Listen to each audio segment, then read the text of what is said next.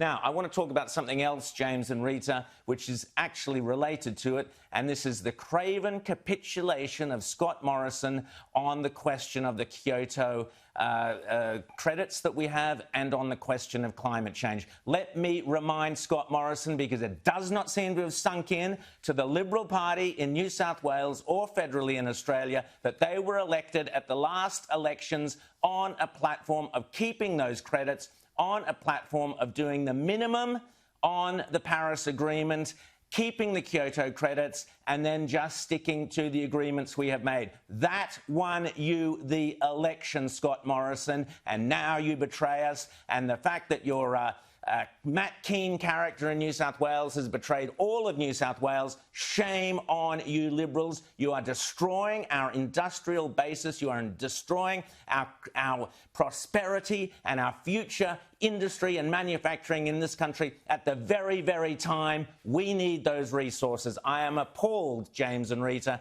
by Morrison's now getting rid of the Kyoto credits, which we earned as a country, which our taxpayers earned, our manufacturers earned. Shame on you. James. But it also comes down to the China issue again, Rowan. I mean, this Kyoto program is designed to hamper economies in the West, Australia, the United States, beyond, Precisely. And allow China a free pass to industrialize and overtake the West and become more prosperous and richer than us while we are hobbled, and they will become militarily dominant because of this, economically dominant. The thing that Scott Morrison should be doing is urging with our power that we have to influence other nations around the world, and we should not underestimate that. You know, we said no 5G, and lots of other nations said no 5G because Australia said no 5G. We should be saying, you know what, let's rewrite Kyoto, and let's say China has to obey the exact same rules we do because we emit 1/10, 1/20th the emissions that China does. So why should we be hobbled? Australia should have some of the cheapest power prices in the world. Any government that fails to do that and provide that is derelict in its duty, Rowan.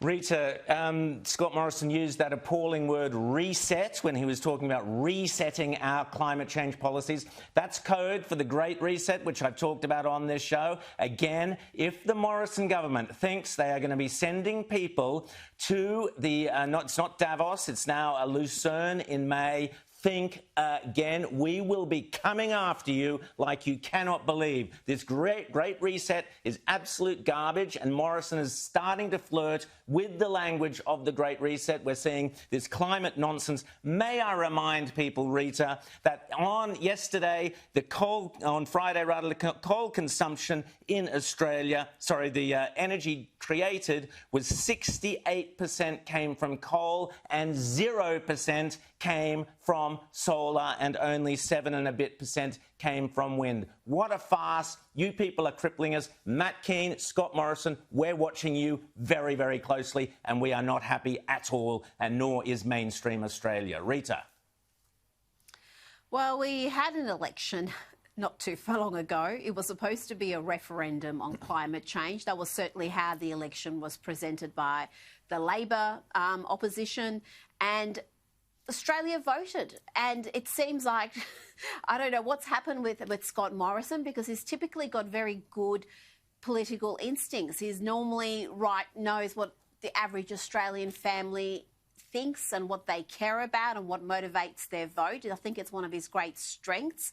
I think he's just being advised very poorly. I don't know who he's listening to, but this is not what got the coalition over the line and got them really to win the unwinnable election. No one gave them a shot there. Everyone thought that Bill Shorten was going to be the next Prime Minister, and yet he prevailed, and he prevailed quite comfortably. And to walk away from some of those policies now and to win the applause of the likes of Matt Keane, I don't think that's where he wants to be. He is a conservative politician. He is a genuine centre-right politician. So where he's coming from with these new attitudes is beyond me. It really is. I just think he's poorly advised. I can't I think agree. of anything else. I agree with you, Rita, totally, but I will pick you up on one thing. One person did say that Scott Morrison would win the election, and that was me, repeatedly. And the reason I knew he would is because he was saying the right thing to mainstream Australia on climate, on Paris, on Kyoto. And you're absolutely right, Rita, that he's been shockingly advised ever since then.